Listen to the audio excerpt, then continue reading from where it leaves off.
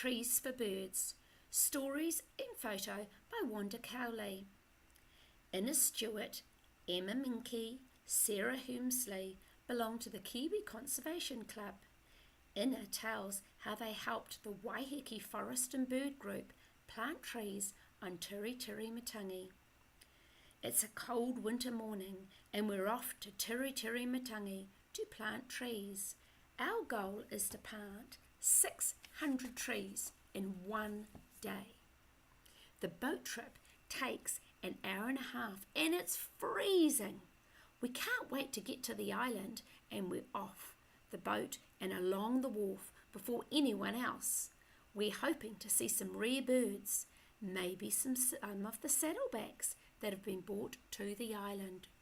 Ray Walter is in charge of the planting project. He has 600 trees all ready for our group to plant. The trees will help to make the island a good home for many native birds. He explains the best way to go about planting the trees. Then it's time to get to work. We spread out over the hillside and find a likely looking place. The first thing we have to do is clear a space in the grass. Emma goes to get our first tree while Sarah carefully pulls the long grass apart, leaving enough grass to provide shelter for the growing tree. We take turns to dig a deep hole. The ground is hard, so just as well our spades are sharp. The tree is a kowhai. Emma and Sarah carefully tip it out of the bag. I put some fertilizer into the hole and then lower the kowhai gently in. Sarah presses the earth around the tree to make it firm.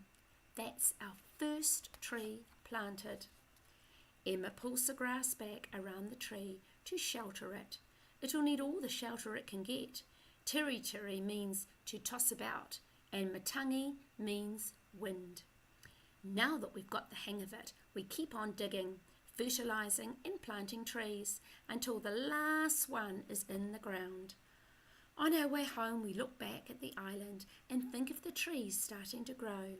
600 planted in a day. Wow, we did it. Tiritirimatangi. The island of Tiritirimatangi is in the Hauraki Gulf. More than 30 species of birds nest on the island, including the northern blue penguin, the pukeko, the North Island fantail, the bellbird and the tui. For 120 years, the island was used for grazing and most of the bush was destroyed. The island is now being helped to return to its natural state.